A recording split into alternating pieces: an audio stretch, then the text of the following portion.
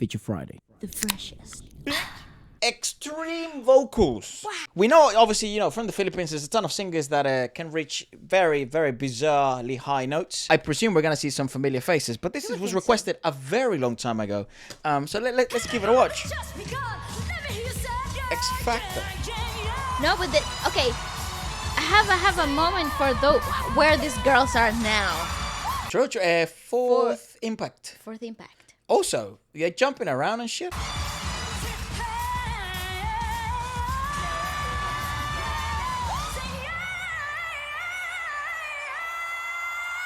This is why it's a problem when you have then like super produced, pitch corrected, fake vocalists in the West, and they go to the shows, and then people are not as impressed when they're a real singer, and artists that don't have the pitch correction, don't have the post production, don't have the splits. That's why that becomes a big problem, because that should ignite an impossible reaction. That's like, oh my God, Celine Dion. Oh my God, Jolie. Oh, Angelina Jolie. Aguilera. Christina Aguilera. Who? Tomb Raider. Christina Aguilera. That should be. Oh my God, what the fuck? And it doesn't, because most people think that there's a lot of singers in the charts that can do that, when there's fucking very few that can, if any. Maybe Ariana Grande right now, probably the only one that can do that. There you go. I've run out.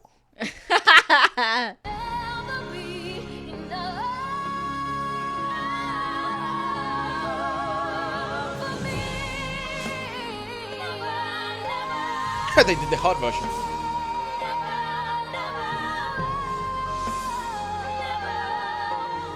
It's like a pocket rocket, is one.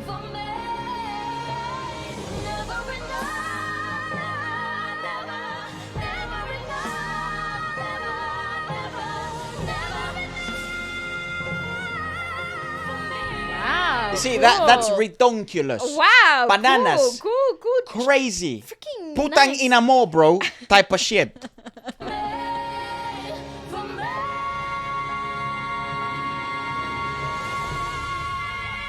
Close the door, eat a balot, or whatever that fucking thing is called. That egg thing, Shit's fucked up. It's wild. This is incredible. I think we have a full review of this. Yeah, she's incredible.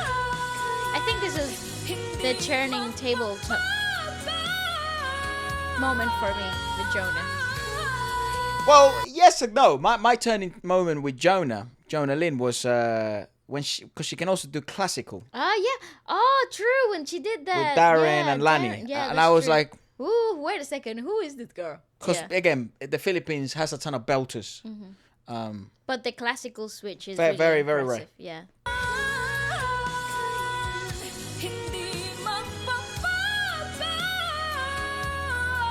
Because those are real vocals, bro.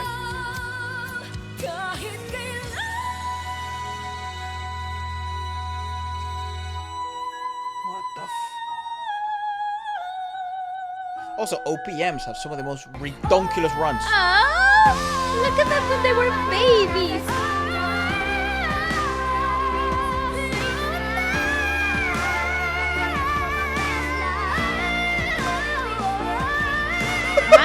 What the fuck? How OP What the hell, kid? I forgot how OP these kids were when they were like 8.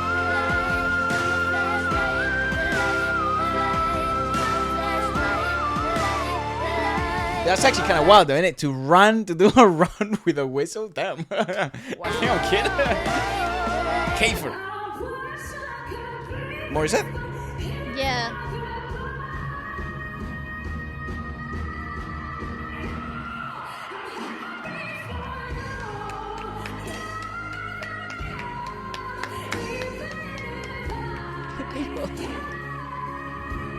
What the fuck?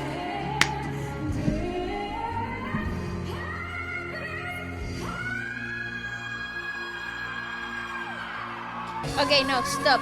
Because not even Demi can do that. Okay, God damn, dude. You know, Demi has been able to do it. Yeah, not consistently though, because I don't think Lovato is that used to being in those types of environments that often. But okay, just go back to that clip, because there's something really cool about this particular way that she's done this run. She's made it so hers that the engagement and the breath control, it's precisely thought through for the best experience for her. Lovato's problem actually is not her technical ability. Like the technical ability is fine. It's problem just because it's the studio is enhanced version. To live up to that is incredibly difficult. And also because Demi is like different level, like in terms of promotion and production, money. So then it's like the resources that the whole band, including Lovato, has. It's like it's not necessary to have to do it like this. Yes. And also the practice that they would have, all the musicians, including obviously the singer, they don't have to play in these types of environments, and that's that's how you form a mad singer. This is incredible. This is incredibly impressive. Because she's done it all in all environments. The best, the worst of the worst. But just look at that last.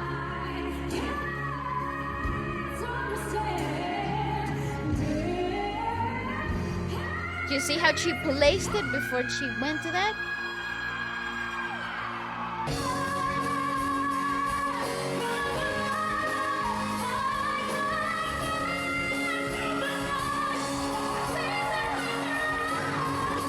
Yeah.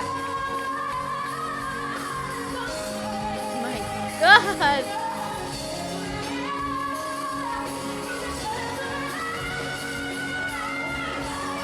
My goodness gracious, she was so anchored there. Like there was not a single freaking. Everything was full body. Everything was full bodied.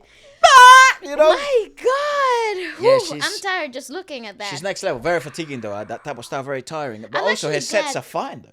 I'm glad that she's moved on from this. I guess I like her more in the Ang Puang style. You know that cozy co video she's got with this brother Ang Pak Huwat. That's what it's called. Ferdinand Aragon. That's not Rondon. Aragon. Think about Lord of the Rings Aragon. Aragon, that's right. Aragon. They sing in Bisayan, I think, in that song. You should definitely show that love. I feel like that should be one of those performances in the Cozy Cove that I should have over 1 million views. Underrated. Yeah.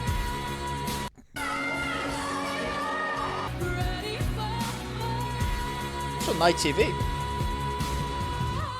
I don't know who she is.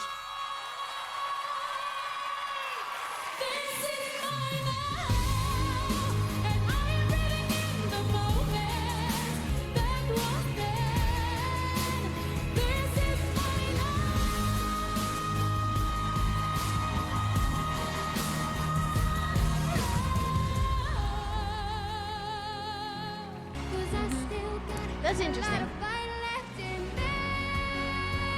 Same as this. This is also really interesting. So this has like a ton of post production. Like X Factor has been careful in the past, same as Britain's Got Talent and the Idol ones. But in the UK and in the US, sometimes unnecessarily they do this thing where especially when it's the last few live shows. Yeah, they do this thing where they really obviously they try to give the audience like the best auditory experience. So they will go up to the extent to meddle with the audio and fix things if they need to be fixed for the sake of because now you're trying to build a star, you're trying to build people, and you're also trying to the show goes from discovery, because everyone, oh my God, X Factor's back in, let's see the bad auditions, let's see the good auditions, let's see who comes up first, and that's a big boom, to then you evolve into stage 2 of the show, which is audience retention. Because a lot of people are going to find the show and then they're going to fuck off and never see it again because the auditions are the best parts. But the elimination rounds, the quarterfinals, semifinals, in these ones, television begins to do the television thing. Begins to do televising, and in order to retain, they are they're willing to do anything at any cost to have good shows, or if they're gonna have bad shows. Think about it like this: like, when was the last time you saw in a quarterfinal or a semifinal show a really bad performance? You think that's what? Because everyone's really good. Everybody's awesome. No. There's shit performances. I guarantee you. especially the not previous... disappointing performance. Shit. No, like undeniably bad. Yeah. But they're like, for example, in the previous video where you see this I'm girl, sure she's a capable singer. Technically, she seems very sound. Showing it. I am now. Yeah, so she doesn't have the technique to sustain certain notes that we heard, and there was a little correction happening in that clip, which is okay because she does get to the notes, but there is a moment of adaptation, and it's because there is a little lack of seasoning for this type of live shows. I don't care for perfection. No, we don't want that. I don't give anyways. a fuck. I want to hear what they got. Yeah, I want to see what happened.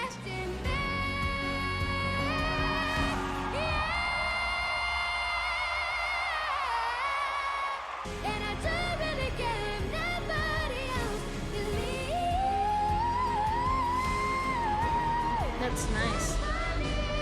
Aww, she's like a little pocket rocket.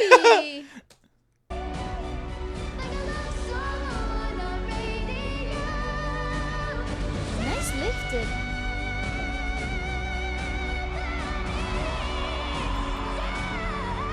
Yeah, there's this level of maturity, bro. Oh, wow, very clear. Very good. Damn. That little kid was anchored, bro. And you see how she's actually leaning forward instead of leaning back? Her knees are bent. So this is coached. Yeah. This is coached. You need to find grounding. There's a level of maturity to the girl that's definitely coached, for sure. But she's impressive. See, she's grounded. Nice. Good work. Familiar face here? Trina Velarde. In some random ass restaurant, dude. She's just out here blessing blood. She just had dinner. I betcha.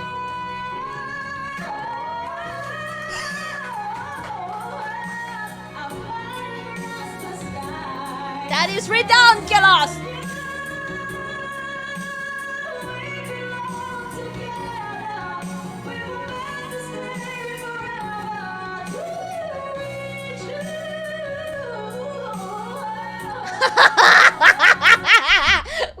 Because the problem is then if you do pitch correct auditions, if you pitch correct stuff, if you post produce things, impressive anymore. People then think this is all right. Like, oh, she's a great singer, isn't she? Or they hold it to the same level. It's nowhere near the same. Or these singers like Katrina Morissette and awesome singers John Aline have to work 3 times as hard for it to be impressive. So they have to learn how to do all these crazy runs and become incredibly acrobatic. Yeah, it's not cool. It pisses me off. It's not cool at all. It's actually what to a certain extent, I think, has fucked up a lot of contestants. The industry. It's hurting the industry. Especially in the competitions environments. Like, I think that's why a lot of contestants, when they end up going to the West, to try and break through, they don't resonate as well. It's because... And they're incredibly disillusioned with the whole experience too. Yeah, and my problem is as well, is like, let's say that's not the product that sells, right? Because right now, again, balladeers are not what's going to sell. You need the Madison Beers, you need the Carpenters, you need the Rodrigos, you need the pop, right? Okay, cool. Katrina could do pop. Morissette could do pop. Yeah, she very obviously does. 100%. You have a ton of... Ella Nympha could do pop. All these other girls could do pop. But they're a joke. And if they're a joke, and they're only using 45% of their actual prowess in the studio, that's great. That's why Celine Dion could sell the amount of tickets she could sell. And they never came disappointed. That's why Adele became Adele. Not because of her songs, but because of her live shows. People forgot that about Adele. Yeah. They just think it's like, No, people never forget that about Adele. Adele becomes famous because of a live clip show version of the studio song that was going around. Correct. So, guys. So my view is... Jig. I don't know why individuals in the US, because there are guys that can sort of have this eye, and have the resources to sort of grab these artists and then be like, we can turn you into, like a pop star. And then great, when you do end up going to Coachella, great. When you do end up going to, Lovebox, to Edinburgh, to Glastonbury, it's like, you're going to surprise everyone. You're going to be great. But I'm not sure why it happens. And there's obviously now a ton of talent to be able to do that. At least the good news is, people like Katrina Morissette, they've been able to build a career, and they've been at the industry for a very long fucking time. Yeah, the thing is, in their Efra, respective countries. The thing is, in the Philippines, there are so many awesome singers. Well, actually, I think the competition is harder in the That Philippines. cannot break through. It's true, true. You know, true. there's a ceiling. There's a It's freaking cap the to blessing it. and the curse. It's fantastic of an industry to enjoy and be part of, but very difficult, like to break through. Very, very, demanding. It's very demanding. Indeed.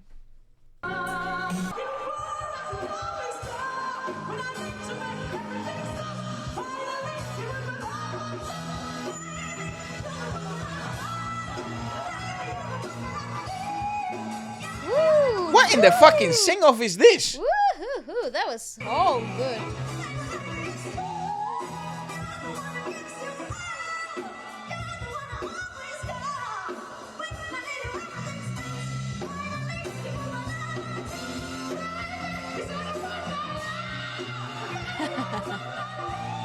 Still freaking good though.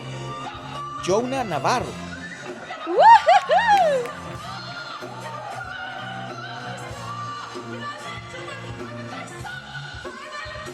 Wasted.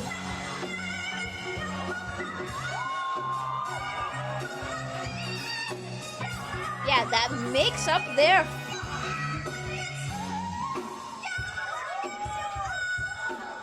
Yeah, you're gonna need all the Santos.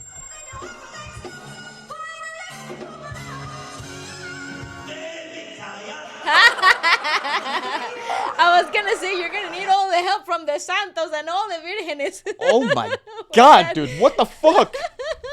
That was next level. Not gonna lie. That's what I mean. That mix? It's impossible, dude. Freaking hell. You know, people always say like, what was that thing? We were doing an interview and someone said it to us like, oh, it's like the Philippines is like the land of the singers, right? That's what it was. That's sort of what it's known as in like Asian stuff. I think it's like the land of the impossible singers. This is the land of the wow. Yeah, it's like it's impossible sometimes to try and explain what some of these singers could do, like Katrina Velarde or Jonah, like Lani Misalucha, Morissette. And the further back you go in time, the more you realize this always has been like a thing. Yeah, the wilder it becomes. Right?